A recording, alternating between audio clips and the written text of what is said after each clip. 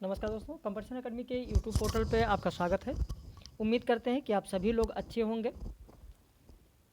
और आज से उपन्यास की इकाई प्रारंभ हो रही है, यहीं से नया बैच भी प्रारंभ हो रहा है। तो पहले उपन्यास कराया जाएगा नए बैच में जिन लोगों ने एडमिशन लिया है। पहले उपन्यास होगा, फिर नाटक होगा, निबंध होगा, कहानी होगी, अन्य विधा होगी, और उसके बाद फिर इकाई 1 से प्रारंभ होगा। तो जब हम इकाई 5 समाप्त कर लेंगे, इकाई 6 उपन्यास में आएंगे, फिर आपका सिलेबस पूरा हो जाएगा।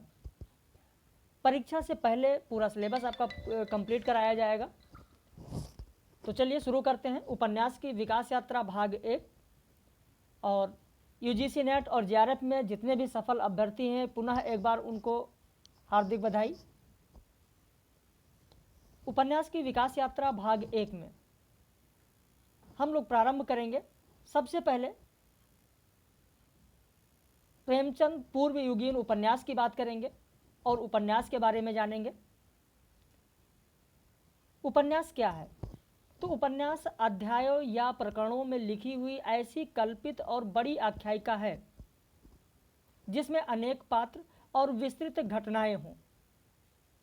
यही उपन्यास है।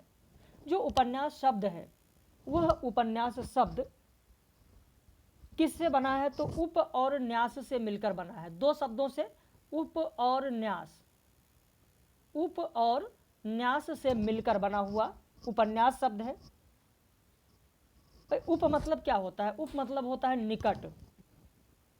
उप मतलब निकट होता है। और न्यास, न्यास मतलब क्या होता है? थाती। तो इस आधार पर कहा जा सकता है कि उपन्यास का अर्थ, या इस प्रकार हम कह सकते हैं कि वह रचना जो सामाजिक जीवन के अत्यंत निकट हो, वो क्या है? वही उपन्यास है।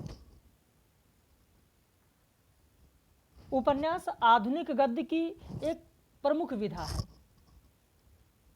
जिसका जन्म हम कह सकते हैं कि उपन्यास का जन्म 18वीं शताब्दी में पश्चिम में हुआ था।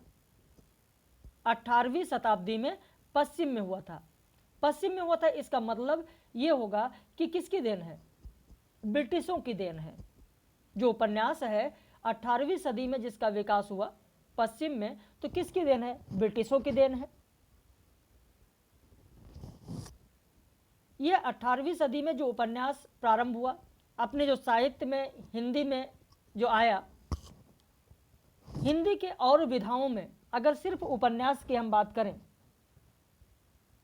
तो सामाजिक जीवन के निकट होने के कारण ही उपन्यास को आधुनिक युग का महाकाव्य कहा जाता है। ऐसा भी प्रश्न आप लोगों से पूछा जा सकता है कि निम्न में से किस विधा को आधुनिक युग का महाकाव्य कहा जाता है? तो उपन्यास को आधुनिक युग का महाकाव्य कहा जाता है।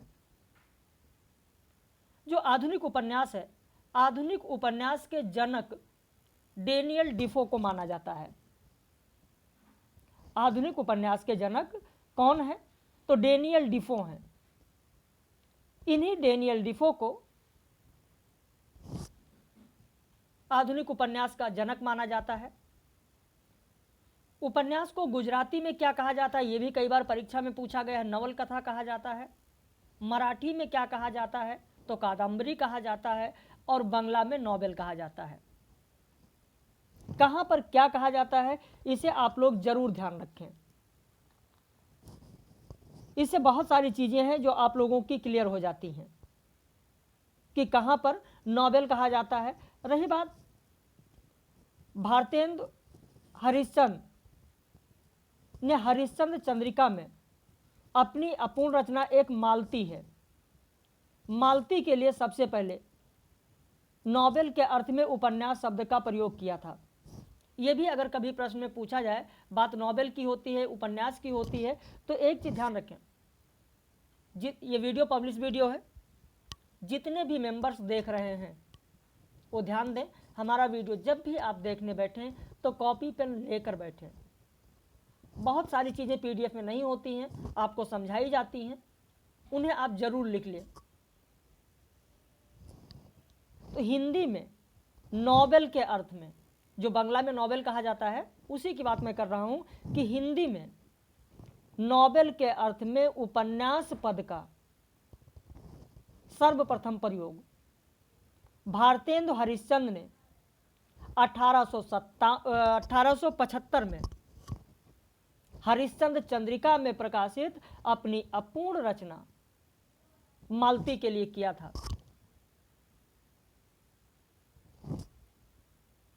मुंशी प्रेमचंद ने लिखा है कि मैं उपन्यास को मानव चरित्र का चित्र समझता हूं या मानता हूं। मानव चरित्र पर प्रकाश डालना और उसके रहस्यों को खोलना ही उपन्यास का मूल तत्व है। यह मानना किसका है? तो मुंशी प्रेमचंद का मानना है।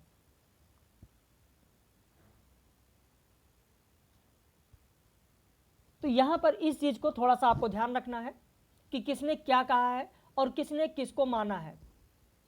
यहां पर जो गुजराती की बात कर रहे थे, मराठी की बात कर रहे थे, बंगला की बात कर रहे थे, इस पे थोड़ा सा आपका 1 मिनट का समय लेंगे और विस्तृत आपको बताएं। भारत में उपन्यास की विधा किसकी देन है? अभी मैंने आपको बताया कि पाश्चात्य साहित्य की देन है। 18वीं सदी में इसका विकास पश्चिम में हुआ, अभी मैंने आपको बताया। तो इससे यह स्पष्ट है कि भारत में उपन्यास की विधा पाश्चात्य साहित्य की देन है, जिसका सबसे पहले प्रभाव बांग्ला साहित्य पर पड़ा। अंग्रेजी उपन्यासकार हेनरी फील्डिंग है, अगर आपको नहीं पता है तो नाम लिख सकते हैं। हेनरी फील्डिंग की रचना है टॉम जोन्स के तर्ज पर टेकचंद ठाकुर ने रचना की। दुर्गेश नंदिनी की रचना करके आप देखेंगे कि मौलिक उपन्यासकार के रूप में बंकिम चंद्र चटर्जी प्रख्यात हुए। 1873 में दुर्गेश नंदिनी हिंदी में अनुदित होकर आई और फिर देखेंगे कि 1882 में श्रीनिवास दास की जो रचना आई परीक्षा गुरु का प्रकाशन हुआ, जिसे बांग्ला के प्रथम मौलिक उपन्यास का गौरव प्राप्त हुआ। तो इस प्रकार से हिंदी के प्रारंभिक उपन्यासों पर बांग्ला और अंग्रेजी उपन्यासों का स्पष्ट प्रभाव देखा जा सकता है। हिंदी उपन्यासों पर बांग्ला और अंग्रेजी दोनों का प्रभाव देखा जा सकता है। वैसे आचार्य रामचंद्र शुक्ल जी ने कहा है, जब बांग्ला की बात हुई तो उस पर आचार्य रामचंद्र शुक्ल जी ने कहा कि नाटकों और निबंधों की ओर, गौर से सुनिएगा। देखिए, जब तक आपका कॉन्सेप्ट नहीं क्लियर होगा, तथ्यों को गहराई से नहीं जानेंगे, तब तक सिर्फ रट कर आप कहें कि रट कर किसी परीक्षा को उत्तीर्ण कर लें या उसमें सफल हो जाए, तो ऐसा संभव नहीं है। इसलिए पूरे तथ्य को ध्यान में रखिए, पूरा कॉन्सेप्ट क्लियर होना चाहिए। आचार्य रामचंद्र शुक्ल जी ने कहा कि नाटकों और निबंधों की ओर विशेष झुकाव रहने पर भी बांग्ला भाषा की देखा देखी नए ढंग के उपन्यास की ओर ध्यान जा चुका था। इस समय तक बंग भाषा में बहुत से अच्छे उपन्यास निकल चुके थे, अतः साहित्य के इस विभाग की शून्यता शीघ्र हटाने के लिए उसके अनुवाद आवश्यक प्रतीत हुए। यह आचार्य रामचंद्र शुक्ल ने हिंदी साहित्य के इतिहास में कहा है। तो हिंदी लेखकों का ध्यान नए ढंग के उपन्यास की रचना की ओर, बंग भाषा की देखा देखी आकृष्ट हुआ। भाई, इसमें संदेह नहीं कि 1877 ईस्वी में भाग्यवती की रचना हुई और भाग्यवती 1877 में जब रचा गया, इसके पूर्व ही बांग्ला में सामाजिक और ऐतिहासिक दोनों ही प्रकार के उपन्यास लिखे जा चुके थे। जैसे नौबाबू विलास उपन्यास किसका है? आप लोगों को पता है? कितने लोगों को पता है? जरूर बताइएगा। नौबाबू, यहां पर लिख दे रहे हैं, नौबाबू विलास। आप लोगों में से कितने लोगों को पता है नौबाबू विलास उपन्यास किसका है? नौबाबू विलास उपन्यास किसका है? दूसरा, आला लेर, दूसरा लिखें आलालेर घरेर दुलाल, घरेर घरेर दुलाल। कितने लोगों को पता है? एक बार कमेंट करके जरूर बताइएगा। भवानी चरण बंदोपाध्याय ने नौबाबू विलास की रचना की 1825 में।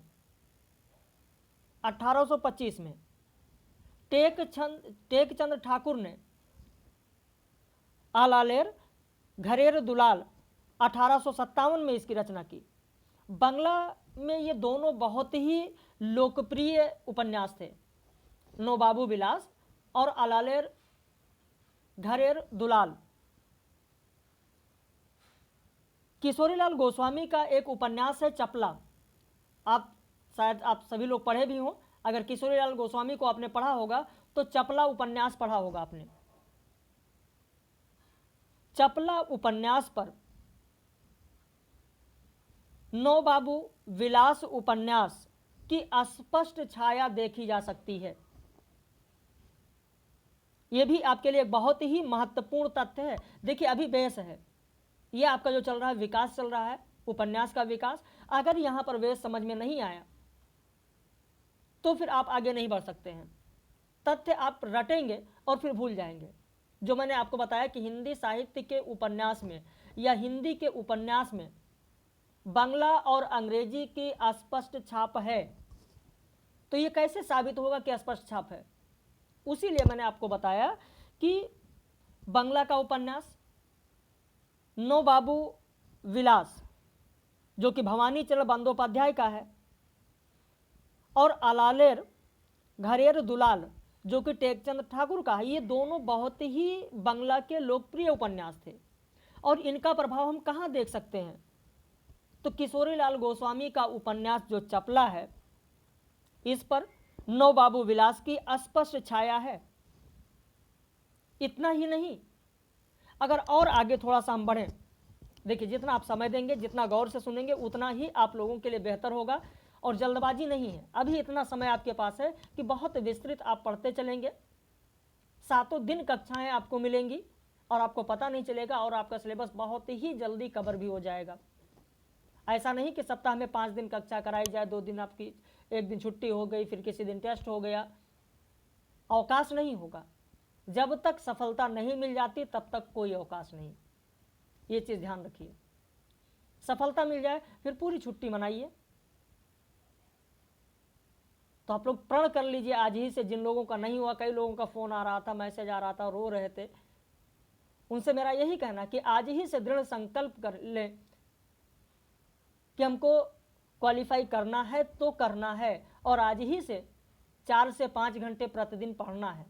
ऐसा नहीं कि आज मन दुखी है, नहीं हुआ है, फिर जोश में आ जाए, 15 घंटे, 10 घंटे, 12 घंटे पढ़ लिए, 2 दिन, 3 दिन, 4 दिन, और उसके बाद से फिर भूल जाएं, फिर 4 दिन के बाद पढ़ेंगे। तो ऐसा बिल्कुल ना करें। एक नियम बनाएं और 4 से 5 घंटे प्रतिदिन पढ़ें। तो यहाँ पर जो मैं ये बात कर रहा था कि हिंदी के उपन्यासों पर बांग्ला और अंग्रेजी की स्पष्ट छाप है, वहाँ पर आपने देखा कि किशोरीलाल गोस्वामी का उपन्यास चपला पर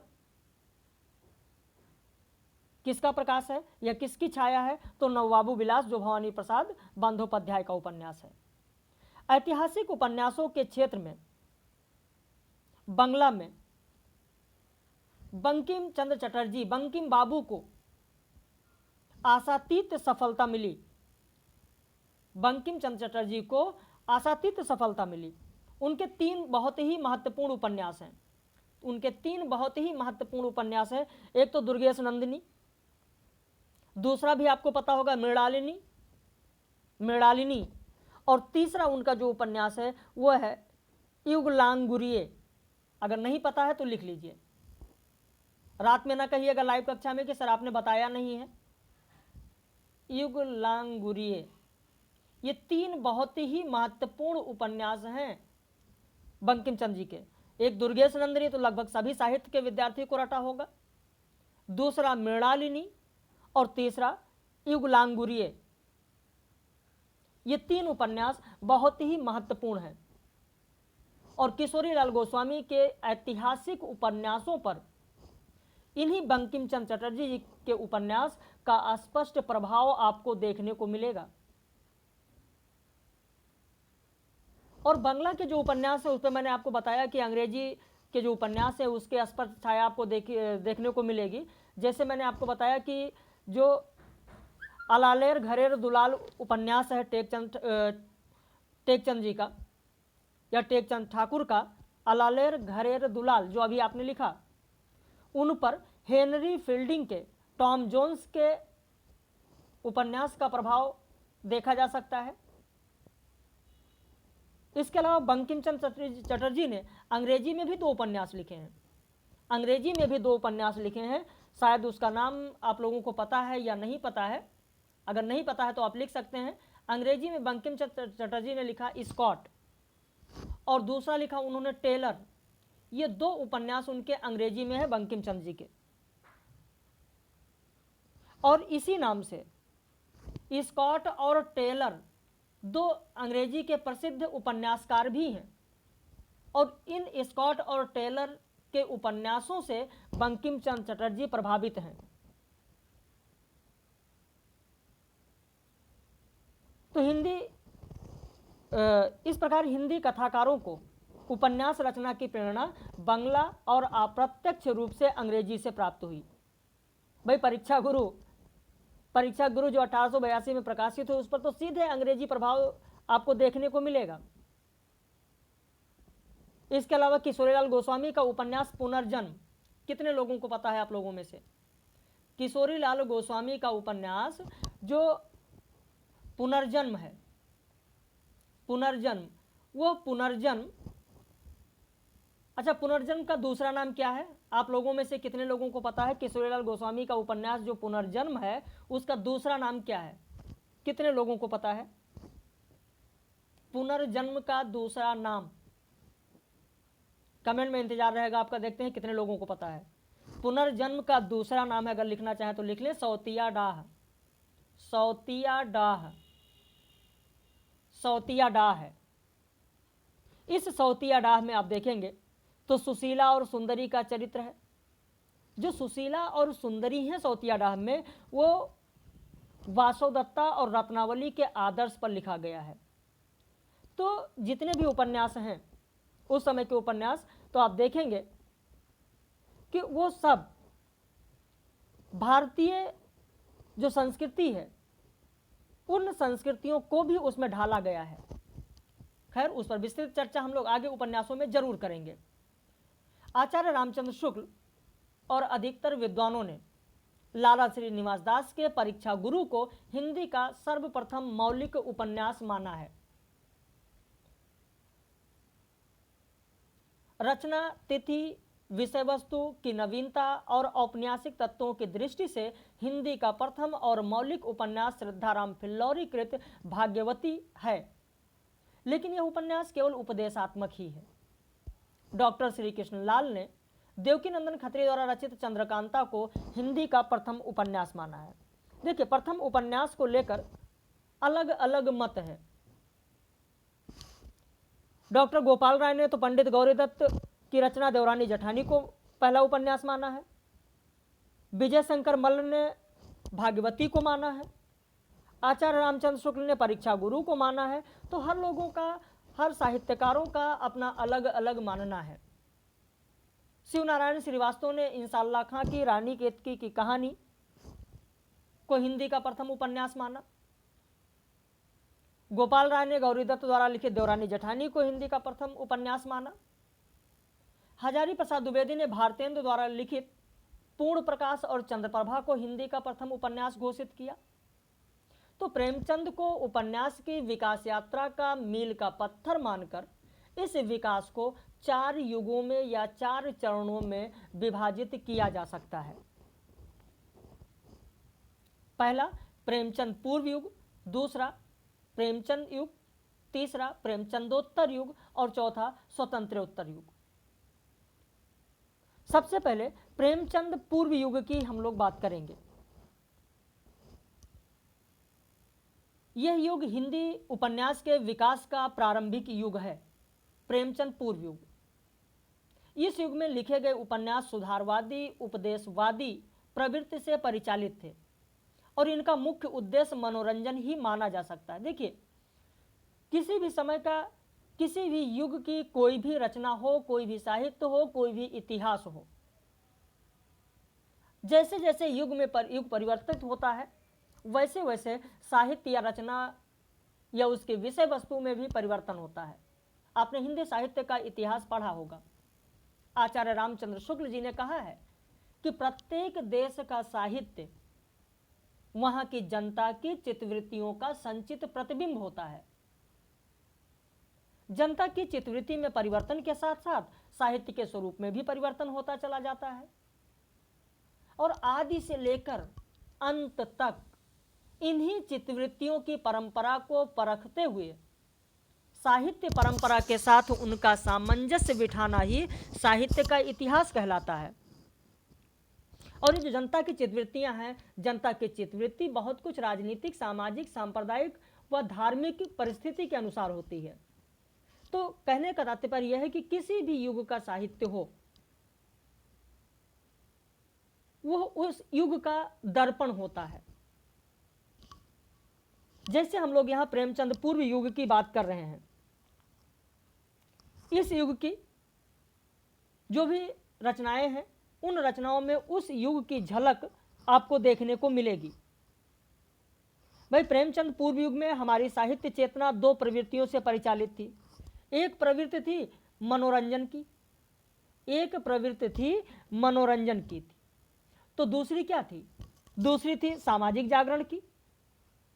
भाई, अयारी, तिलस्मी, जासूसी और चित्र विचित्र, रहस्यमय, वासना परक प्रणय चित्रों से युक्त दोनों ही प्रकार के उपन्यास मनोरंजन की प्रवृत्ति से ही तो परिचालित थे। शुद्ध ऐतिहासिक उपन्यास, जिनमें औपन्यासिक शैली में इतिहास के सत्य का अनुसंधान और प्रकाशन लक्ष्य होता है, इस युग में बहुत कम ऐसे मिलेंगे आपको। सामाजिक जागरण की प्रेरणा से परिचालित उपन्यास आप देखेंगे कैसे उपन्यास थे। तो सामाजिक जागरण से प्रेरित जो या परिचालित जो उपन्यास थे, वो उपदेश प्रधान और सुधारवादी थे। उपदेश प्रधान थे और सुधारवादी प्रवृत्ति के थे, जो सामाजिक जागरण से प्रेरित थे। और दूसरा मनोरंजन प्रवृत्ति के थे, जिसमें जासूसी, तिलस्मी, अयारी उपन्यास लिखे गए। तो आइए एक एक करके विस्तृत से जानते हैं। सबसे पहले मनोरंजन परक उपन्यास की बात करते हैं। सबसे पहले मनोरंजन परक उपन्यास की बात करेंगे। मनोरंजन परक तो इस तरह के उपन्यासों में मनोरंजन से परिपूर्ण जासूसी, तिलस्मी, अयारी उपन्यास लिखे गए। देवकीनंदन खत्री, सबसे पहले यहां पर हम लोग देवकीनंदन खत्री जी की बात करते हैं। इनको हिंदी में तिलस्मी अयारी उपन्यासों का प्रवर्तक कहा जाता है। तिलस्मी अयारी उपन्यासों का क्या कहा जाएगा? ध्यान रखें, लिख लें कहीं पर, प्रवर्तक कहा जाता है। तिलस्मी अयारी में जरूर लिख लें। लेकिन अब आपके मन में एक सवाल और उठता होगा कि ये तिलस्मी क्या है? भाई, जासूसी तो आपके समझ में आ गया, अयारी आपके समझ में आ गया, लेकिन तिलस्मी क्या है? कितने लोगों को पता है तिलस्मी का अर्थ? तिलस्म कौन सा शब्द है? किस भाषा का शब्द है? तिलस्म किस भाषा का शब्द है? कितने लोगों को पता है? देखिए, मैं इसीलिए कहता हूं कि विस्तृत ज्ञान लीजिए। जब विस्तृत चीजें पढ़ेंगे तो कहीं से भी कोई भी प्रश्न आएगा, गलत नहीं होगा आपका। मैं ऐसे नहीं कहता हूं कि मेरे यहाँ एडमिशन लेने पर आपको कोई बुक खरीदने की ज़रूरत नहीं है, अलग से कुछ पढ़ने की ज़रूरत नहीं। उसका कारण यही है कि साहित्य में कुछ भी नहीं छोड़ते हैं, इतना चीज़ें कराई जाती हैं कि आपको वहीं से सारे प्रश्न मिल जाएंगे। तिलस्म शब्द यूनानी, जो तिलस्म शब्द है वो यूनानी शब्द टेलेस्मा, यूनानी शब्द लिख लें, टेलेस्मा, यूनानी शब्द टेलेस्मा और अरबी शब्द तिलस्मा। अरबी शब्द तिलस्मा का हिंदी संस्करण है और इसका अर्थ जानते हैं क्या होता है? इसका अर्थ होता है जादू। इसका अर्थ होता है जादू, इंद्रजाल या अलौकिक रचना, या फिर ऐसे कह सकते हैं कि गड़े हुए धन। इसके ऊपर बनाई गई जो एक आकृति है, भयानक आकृति है, वो है भाई। प्राचीन काल में राजा और धनाशीष, जो धन जिनके पास बहुत हो, धनाशीष लोग तिलस्मी किले और महल बनवाते थे। तिलस्मी इमारत प्रायः किसी बहुत बड़े खजाने के ऊपर बनवाई जाती थी। प्रायः खजाना गाड़ने वाले के वंश में होने वाला कोई प्रतापी पुरुष ही उसे तोड़कर खजाना प्राप्त करता था। तो तिलस्म बांधने में बड़े बड़े ज्योतिषियों, तांत्रिकों, कारीगरों, गुड़ियों की सहायता ली जाती थी। तो अब तो मेरे ख्याल से तिलस्म समझ में आ गया होगा। अब इसके बाद जो अयारी है, इसके बारे में थोड़ा सा आपको बताएं, बहुत ज़्यादा शब्द नहीं लेंगे। अयार अरबी भाषा का शब्द है। अयार अरबी भाषा का शब्द है जिसका अर्थ होता है तीव्रगामी या चपल व्यक्ति। देवकीनंदन खत्री जी ने कहा है कि अयार उसको कहते हैं जो हर एक फन जानता हो। शक्ल बदलना, दौड़ना उनका मुख्य कार्य है। तिलस्मी उपन्यासों में अय्यारों का उल्लेख है क्योंकि इसी पर नायक की संपूर्ण कार्यशक्ति केंद्रित होती है। प्राचीन भारतीय राजनीति में गूढ़ पुरुषों का महत्व स्वीकृत है। भाई जो गूढ़ पुरुष होते थे अपने राजा का कार्य सिद्ध करने के लिए हर प्रकार का कौशल प्रयोग में लाते थे। ऐसे अय्यार भी एक प्रकार के गूढ़ पुरुष ही होते हैं। हिंदी में तिलस्म के साथ अय्यार का कुछ इस प्रकार का अनिवार्य सा संबंध जुड़ गया कि दोनों को एक साथ मिलाकर लिखा गया तिलस्मी अय्यारी। और इस प्रकार की जिसमें रचनाएं होती है कहा जाता है तिलस्मी अय्यारी रचना। तो इस तिलस्मी अय्यारी उपन्यास के प्रवर्तक बाबू देवकीनंदन खत्री हैं। इनके पूर्वज लाहौर में रहते थे देवकीनंदन खत्री जी के, लेकिन बाद में काशी में आकर रहने लगे और काशी नरेश की कृपा से इनको चकिया और नौगढ़ के जंगलों का ठेका मिल गया। ठेका समझ रहे हैं ना?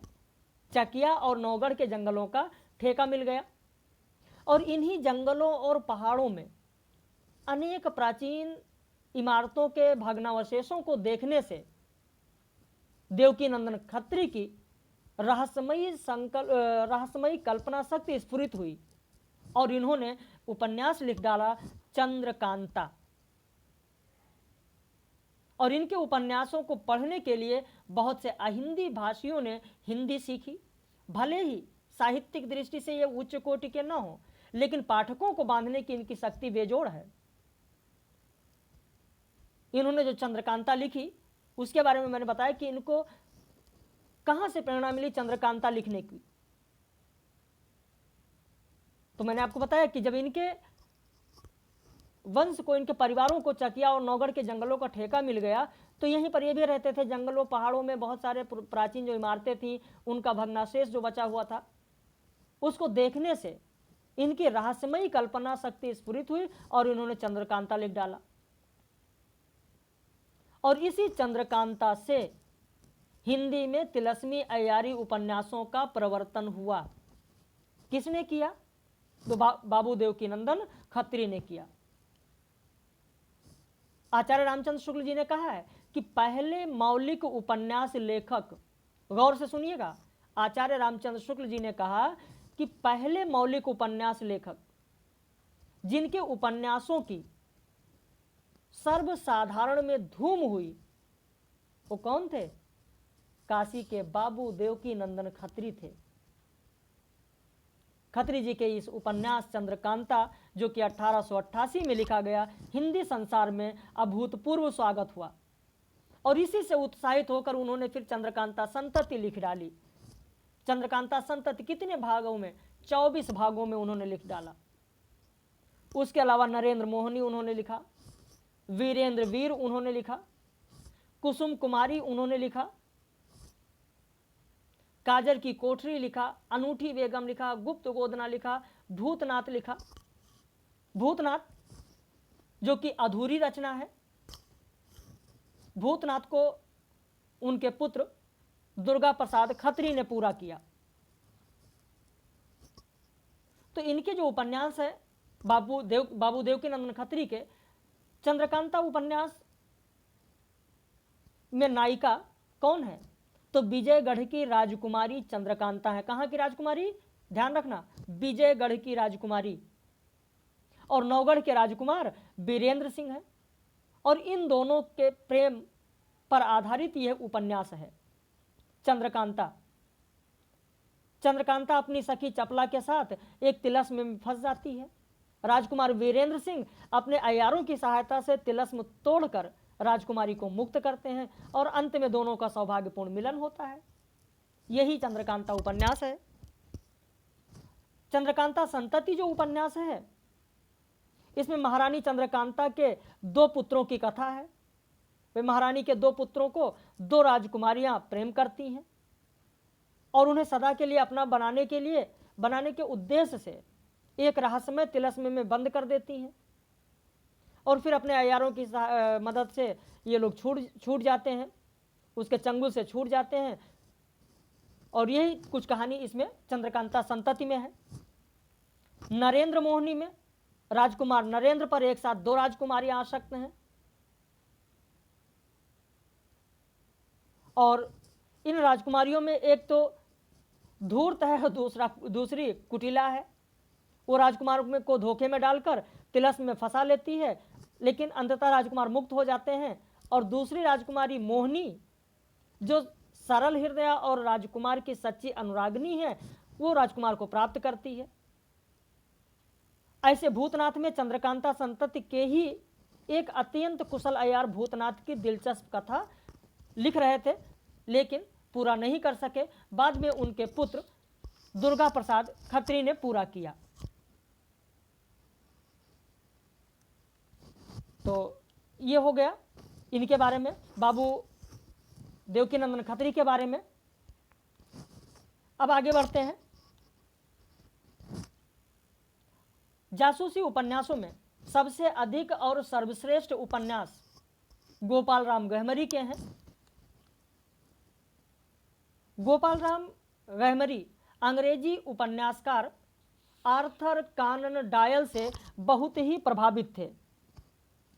आर्थर कानन डायल, ध्यान रखना, आर्थर कानन डायल से बहुत ही प्रभावित थे।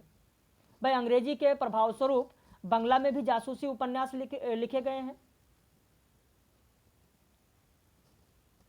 1898 में गोपाल राम गहमरी ने बंगला से हीरे का मोल उपन्यास अनुदित कर प्रकाशित कराया था। हीरे का मोल, इसे पाठकों ने बहुत पसंद किया है। तो आर्थर कानन डायल से बहुत प्रभावित थे, इसी कारण इन्हें कानन डायल भी कहा जाता है। ये हिंदी में जासूसी उपन्यास के प्रवर्तक माने जाते हैं और इन्होंने जासूस नामक मासिक पत्र भी निकाला था। गोपाल राम गहमरी ने, अगर लिखना है तो आप लिख लें, 1900 ईस्वी में, कभी कभी होता है पत्र पत्रिकाओं का प्रकाशन की दृष्टि से सही क्रम पूछा जाता है, तो यहाँ गोपाल राम गहमरी पढ़ा रहे हैं तो इसलिए आप लिखना चाहे तो लिख लें कि 1900 ईस्वी में इन्होंने जासूस नामक एक मासिक पत्र निकाला था। जासूस कैसा पत्र है? मासिक है, साप्ताहिक है, त्रैमासिक है, अर्धवार्षिक है, कैसा है? तो ध्यान रखना मासिक है। मासिक पत्र इन्होंने निकाला था और इन्होंने लगभग 200 उपन्यासों की रचना की,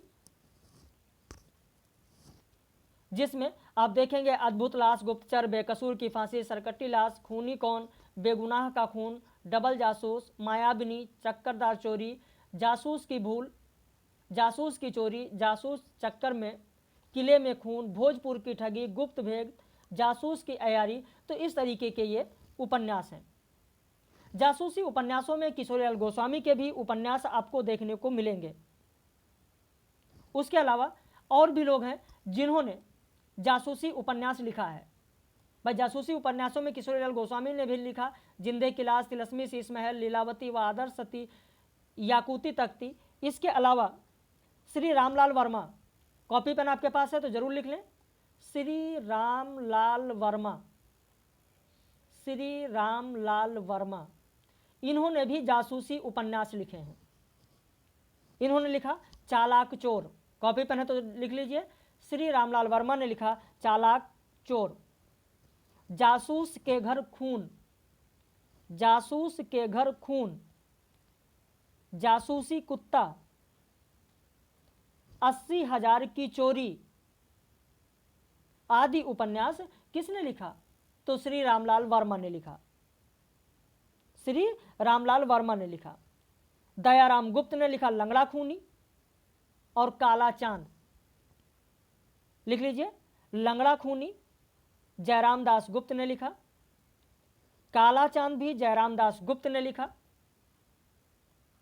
राम प्रसाद लाल का एक लिख लें, राम प्रसाद लाल, राम प्रसाद लाल, राम प्रसाद लाल, राम प्रसाद लाल ने उपन्यास लिखा हम्माम का मुर्दा, हम्माम का मुर्दा। तो इस प्रकार से आपने देखा जासूसी उपन्यास। अब बात करते हैं सामाजिक उपदेश प्रधान उपन्यास। भारतेंदु जी के मित्र ठाकुर जगमोहन सिंह ने, भारतेंदु जी के मित्र कौन? ठाकुर जगमोहन सिंह। इन्होंने 1888 में श्यामा स्वप्न नामक उपन्यास लिखा। इसका उद्देश्य राधा कृष्ण के प्रेम का चित्रण रीतिकालीन पद्धति पर करना था। ठाकुर जगमोहन सिंह ने जो श्यामा स्वप्न लिखा है, उनका उद्देश्य राधा कृष्ण के प्रेम का चित्रण रीतिकालीन पद्धति पर करना है। श्यामा स्वप्न में आप देखेंगे कि एक ब्राह्मण कुमारी है श्यामा, और श्याम सुंदर क्षत्रिय राजकुमार। श्यामा और श्याम सुंदर की प्रणय कथा का एक काल्पनिक चित्र इस श्यामा स्वप्न में दिया गया है। इसमें मध्यकालीन प्रेम कहानियों के सभी उपकरण, जैसे सखी है, दूती है, प्रेम पत्र है, मिलन है, विरह है, ये सारी मध्यकालीन प्रेम कहानियों के उपकरण आपको इस श्यामा स्वप्न में देखने को मिलेगा। इसका जो दृश्य वर्णन है संस्कृत कवियों की, दृश्य वर्णन संस्कृत कवियों की स्मृति सजीव कर देता है। काल्पनिक होते हुए भी श्यामा स्वप्न की कहानी ब्राह्मण कुमारी और क्षत्रिय कुमार के प्रणय संबंध की संभावना की ओर संकेत करते हुए नए समाज की नवीन मान्यताओं का प्रतिनिधित्व करता है यह श्यामा स्वप्न उपन्यास। उसके बाद लज्जाराम मेहता की बात करें तो लज्जाराम मेहता सुधारवादी ढंग पर कई उपन्यास लिखे हैं, जैसे धूर्त रसिकलाल, स्वतंत्र रमा और परतंत्र लक्ष्मी। इसके अलावा आदर्श दंपत्ति, बिगड़े का सुधार अथवा सती सुखदेवी, आदर्श हिंदू आदि उपन्यास लज्जाराम मेहता ने लिखा। इसमें जो धूर्त रसिक लाल है, जो ये उपन्यास आप देख रहे हैं, धूर्त रसिक लाल, इस उपन्यास में रसिक लाल की धूर्तता दिखाई गई है। वह अपने मित्र सेठ सोहन लाल को अनेक दुर्व्यसनों में फंसाकर उनका सर्वस्व हरण करता है, लेकिन अंततः वो पकड़ा जाता है और दंड पाता है। कहना चाहे तो हम कह सकते हैं कि धूर्त रसिक लाल सुधारवादी ढंग का जरूर है, लेकिन इसे हम चरित्र प्रधान उपन्यास भी कह सकते हैं। धूर्त रसिक लाल को चरित्र प्रधान उपन्यास भी कह सकते हैं। वहीं स्वतंत्र रमा और परतंत्र स्त्री में रमा और लक्ष्मी नामक दो सगी बहनों की कहानी है। रमा और लक्ष्मी, एक स्वतंत्र दूसरी परतंत्र है। इसमें जो रमा है, जो कि स्वतंत्र है, रमा अंग्रेजी शिक्षा से प्रभावित है और स्वतंत्र जीवन व्यतीत करना चाहती है। वहीं जो लक्ष्मी है वो भारतीय संस्कृति के अनुकूल पतिव्रता नारी का जीवन व्यतीत करती है। तो लज्जाराम मेहता ने ब्रिटिश संस्कृति और भारतीय संस्कृति की तुलना रमा और लक्ष्मी के बहाने किया है। यानी तुलनात्मक आधार पर भारतीय नारी के पतिव्रत की महत्ता सिद्ध किया गया है। वहीं आदर्श दंपत्ति की अगर बात करें तो इसमें पति पत्नी दोनों ही भारतीय संस्कृति के अनुसार एक दूसरे को प्रेम करते हुए आदर्श जीवन व्यतीत करते हैं। विगड़े का सुधार अथवा सती सुखदेवी में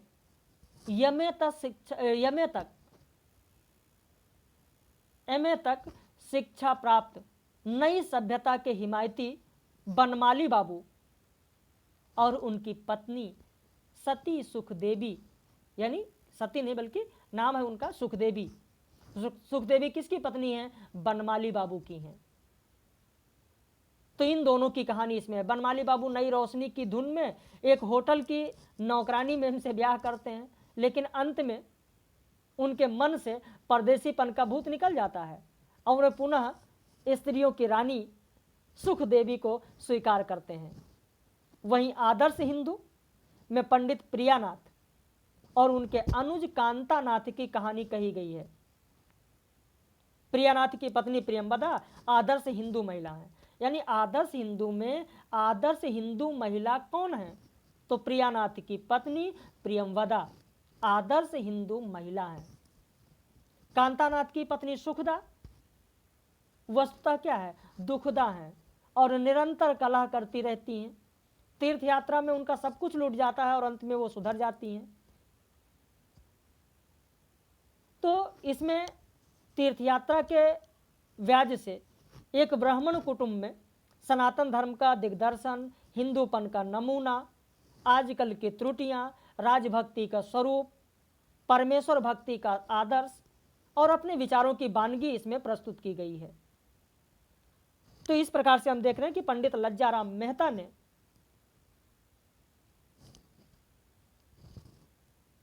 मेहता ने यहां पर भारतीय संस्कृति के समर्थक और अखबार नवीस थे, इसलिए उपन्यास रचना के क्षेत्र में उन्हें किशोरीलाल गोस्वामी जैसी लोकप्रियता तो नहीं मिली, लेकिन हाँ, इनके उपन्यास बहुत ही प्रमुख हैं। अब उसके बाद बात करते हैं राधा कृष्ण दास की। राधा कृष्ण दास ने गोवध की समस्या के निवारण हेतु निस्सहाय हिंदू नामक उपन्यास लिखा। यह हिंदी का प्रथम ऐसा उपन्यास है जिसमें नाटकीय पद्धति पर प्रसंगों के निर्माण और कथाओं के युगपत संक्रमण की प्रविधि अपनाई गई है।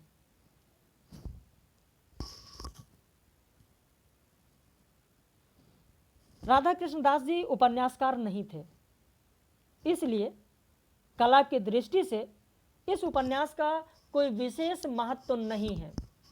लेकिन हाँ, यह जरूर पूछा जाता है गोवध निवारण के कारण ही इस प्रश्न को पूछा जाता है, इस रचना को पूछा जाता है। अब उसके बाद बालकृष्ण भट्ट की बात कर लेते हैं। बालकृष्ण भट्ट के जो उपन्यास हैं वो सुधारवादी और उपदेश मूलक हैं। इनका रहस्य कथा उपन्यास अपूर्ण उपन्यास है, बाकी दो पूर्ण हैं, एक नूतन ब्रह्मचारी और दूसरा 100 अजान एक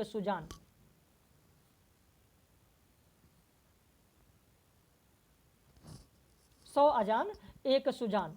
नूतन ब्रह्मचारी में विठल राव के पुत्र ब्रह्मचारी विनायक के सरल व्यवहार के प्रभाव से डाकुओं के सरदार का हृदय परिवर्तन का चित्रण किया गया है। यह विद्यार्थियों को चारित्रिक शिक्षा देने के उद्देश्य से लिखा गया नूतन ब्रह्मचारी। वहीं 100 अजान एक सुजान युवकों के लिए लिखा गया है। इसमें अवध प्रांत के आनंदपुर निवासी परम धार्मिक सेठ हीराचंद के दो पुत्र ऋषिनाथ और निधिनाथ अजानों यानी अज्ञानियों की संगति में पड़कर विलासी जीवन व्यतीत करते हैं और वे जालसाजी के अपराध में पकड़े जाते हैं। तो इस विषम परिस्थिति में उनका शिक्षक चंद्रशेखर, जो कि सुजान 100 अजान एक सुजान में सुजान कौन है? तो चंद्रशेखर। यही चंद्रशेखर आकर उन्हें बचाता है। तो यह उपन्यास परीक्षा गुरु की परंपरा में लिखा गया है। यह हिंदी का प्रथम चरित्र प्रधान उपन्यास है। अब उसके बाद अयोध्या सिंह उपाध्याय हरियोध की बात कर लेते हैं। हरियोग जी ने कौन से उपन्यास लिखे हैं? इनके 2 उपन्यास हैं और दोनों ही महत्वपूर्ण, ठेठ हिंदी का ठाठ और अधिखिला फूल। ठेठ हिंदी का ठाठ जिसका नाम है देवबाला, दूसरा अधिखिला फूल। ये दो के दोनों उपन्यास सामाजिक उपन्यास हैं। ठेठ हिंदी के ठाठ में अनमेल विवाह का दुष्परिणाम दिखाया गया है, वहीं अधिखिला फूल में धर्म की महत्ता प्रतिपादित की गई है और धार्मिक अंधविश्वासों का कुपरिणाम भी दिखाया गया है। इन उपन्यासों का महत्व भाषा संबंधी प्रयोग की दृष्टि से कहीं अधिक है, क्योंकि आप देखेंगे कि ठेठ हिंदी का ठाठ में उपाध्याय जी ने, अयोध्या सिंह उपाध्याय जी ने संकल्प लेकर ठेठ हिंदी का प्रयोग किया है, तो वहीं अधिखिला फूल में छोटे छोटे तद्भव शब्दों का भी प्रयोग अधिक किया है। अब उसके बाद में अगला देखते हैं कि अन्य उपन्यासकार कौन हैं। अन्य उपन्यासकारों में अगर हम देखते हैं तो जैसे श्रद्धाराम फिल्लौरी जी हैं, जिन्होंने भाग्यवती लिखा। श्रद्धाराम फिल्लौरी मुख्यतः धर्मोपदेशक थे, अतः उन्होंने भाग्यवती के रूप में ऐसी पोथी हिंदी भाषा में लिखी कि जिसके पढ़ने से भारत खंड की स्त्रियों को गृहस्थ धर्म की शिक्षा प्राप्त हो। यह ग्रंथ सुगम हिंदी भाषा में लिखा गया है। वहीं लाला श्रीनिवास दास ने परीक्षा गुरु लिखा। अपनी भाषा में नई चाल की पुस्तक परीक्षा गुरु है। परीक्षा गुरु के भूमिका में लाला श्रीनिवास दास ने लिखा है कि अपनी भाषा में नई चाल की पुस्तक है। जो इन्होंने कहा अपनी भाषा में नई चाल की पुस्तक है, ये नई चाल क्या है आप लोगों को पता है? परीक्षा गुरु की भूमिका में जो लाला श्रीनिवास दास ने लिखा कि अपनी भाषा में नई चाल की पुस्तक है, लाला श्रीनिवास दास कौन सी नई चाल की बात कर रहे हैं, क्या आपको पता है? अगर नहीं पता है, कॉन्सेप्ट जब तक नहीं क्लियर होगा तब तक आपको याद नहीं रहेगा। नई चाल को समझाते हुए लाला श्रीनिवास दास ने लिखा है कि अपनी भाषा में अब तक वार्ता रूपी जो पुस्तकें लिखी गई हैं उनमें अक्सर नायक नायिका वगैरह का हाल ठेठ से कह सकते हैं कि यथाक्रम लिखा गया है। जैसे कोई राजा बादशाह सेठ साहूकार का लड़का था, उसके मन में इस बात से यह रुचि हुई और उसका यह परिणाम निकला। तो ऐसा सिलसिला कुछ भी नहीं मालूम होता है। सीधा है कि लाला मदन मोहन एक अंग्रेजी सौदागर की दुकान में असबाब देख रहे हैं। लाला ब्रज किशोर, मुंशी चुन्नीलाल, मास्टर शंभू दयाल उनके साथ में हैं। तो इसमें मदन मोहन कौन, ब्रज किशोर कौन, चुन्नीलाल कौन और शंभू दयाल कौन, इनका स्वभाव कैसा है, इनके बीच संबंध कैसा है, हर एक की हालत क्या है, क्यों इकट्ठा हुए हैं, ये सारी बातें पहले से कुछ भी नहीं बताई गई। हाँ, पढ़ने वालों को धैर्य से ये पुस्तक पढ़ लेना होगा, जिससे धीरे धीरे उसका भेद खुलता जाएगा अंत तक। और यही नाटकीयता है, नई चाल। रचना की यह नई चाल उसने अंग्रेजी उपन्यासों से प्रेरित होकर अपनाई है। तो अब नई चाल आपके समझ में आ गई कि जैसे अन्य उपन्यासों में प्रारंभ में ही पढ़ने से आपको चीज़ें पता चल जाती हैं कि क्या कहानी कैसे है, लेकिन इन्होंने एक नई चाल में लिखा और वो नई चाल ये है कि प्रारंभ में आपको कुछ नहीं पता चलेगा कि ये कौन है, इनके बीच क्या संबंध है, कैसे इकट्ठा हुए हैं। तो इस चीज़ के बारे में लाला श्रीनिवास दास ने परीक्षा गुरु में बताया। परीक्षा गुरु हिंदी का प्रथम अंग्रेजी ढंग का मौलिक उपन्यास है। इस उपन्यास में दिल्ली के रईस लाला मदन मोहन का स्वाभाविक चित्र उतारा गया है। वहीं ब्रजनंदन सहाय ने सौंदर्योपासक लिखा। किससे प्रभावित होकर इन्होंने सौंदर्योपासक लिखा है? ब्रजनंदन सहाय ने बंगला भाषा के कथा साहित्य से प्रभावित होकर सौंदर्योपासक लिखा है, और वहीं से प्रभावित होकर इन्होंने राधाकांत लिखा है। 2 सामाजिक उपन्यास लिखे। सौंदर्योपासक में नायक अपनी साली से प्रेम करता है, साली भी उसे चाहती है। सौंदर्योपासक के नायक की पत्नी इस तथ्य से अवगत होने पर दुखी रहने लगती है और अंत में मर जाती है।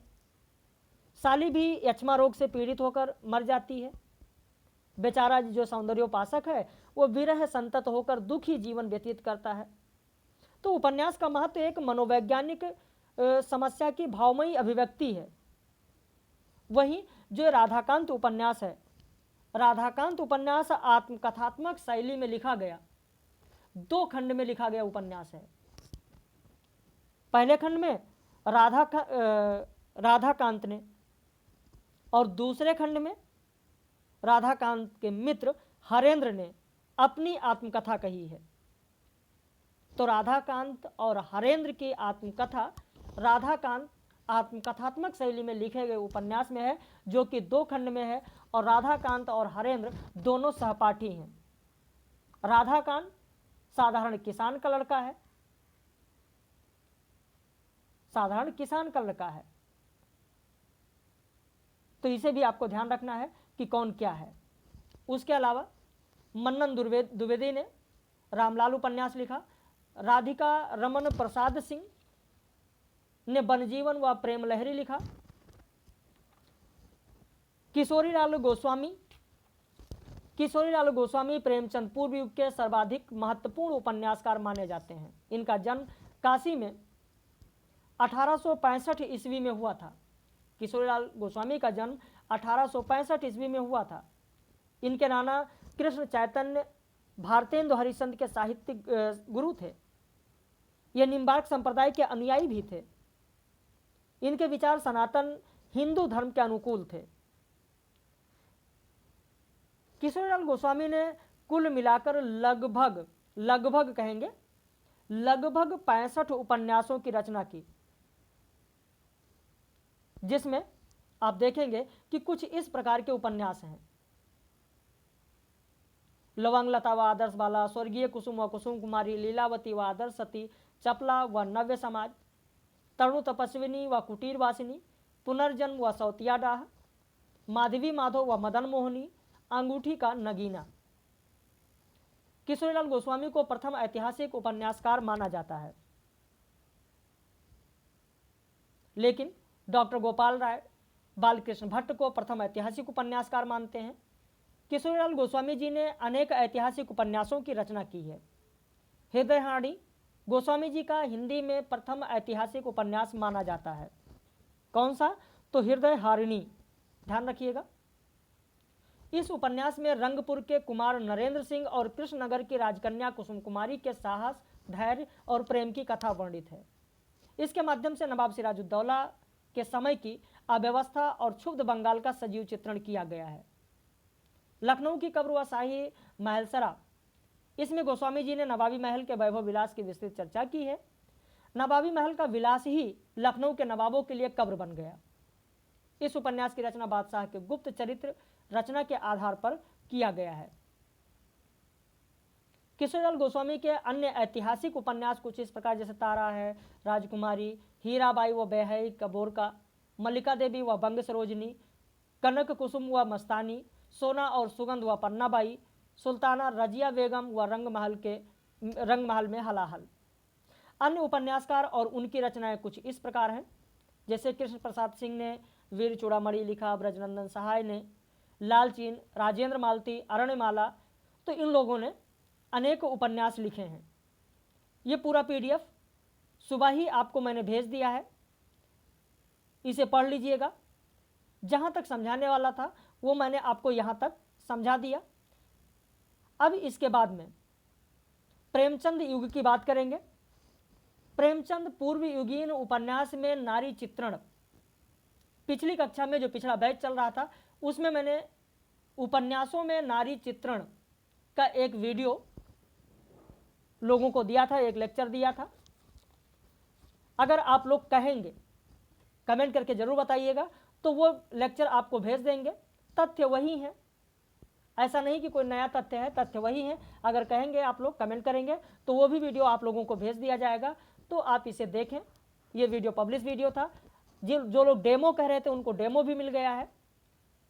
और इसी पर आधारित प्रेमचंद पूर्व युग के जो उपन्यास हैं, उपन्यासकार हैं, उनकी जो विषय वस्तु है उस पर आधारित रात में 9 बजे लाइव कक्षा में महत्वपूर्ण प्रश्नोत्तरी कराई जाएगी।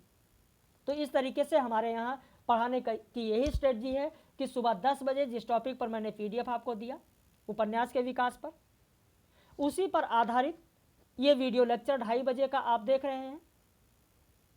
और फिर इसी टॉपिक पर आधारित रात में 9 बजे आप लाइव देखेंगे।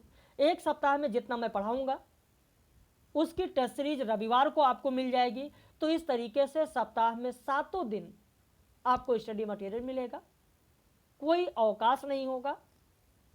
यदि आप भी जुड़ना चाहते हैं तो हमारे दिए गए नंबर, ऊपर जो नंबर लिखा है उस पर फ़ोन करके, व्हाट्सएप करके फीस और सारी जानकारी ले सकते हैं।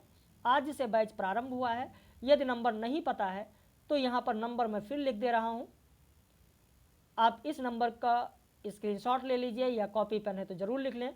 8052584004 यानी 8052584004। इस नंबर पर फ़ोन करके, व्हाट्सएप करके फीस और सारी जानकारी ले सकते हैं। आज पहला दिन था बैच का। जब भी पहला दिन होता है उस दिन वीडियो पब्लिश होता है, सभी को दिया जाता है ताकि आपको डेमो मिल सके और आप एडमिशन ले सकें, निर्णय कर सकें। तो रात में 9 बजे लाइव कक्षा में हम लोग सभी लोग मिलेंगे। फिर पब्लिश होगा रात में 9 बजे लाइव कक्षा। बाकी कल से सिर्फ उन्हें मिलेगा जो हमारे पेड मेंबर्स हैं। इसी तरीके से आप पढ़ते रहें, मेहनत करते रहें। कहीं कोई समस्या हो तो आप लोग ज़रूर बताएं।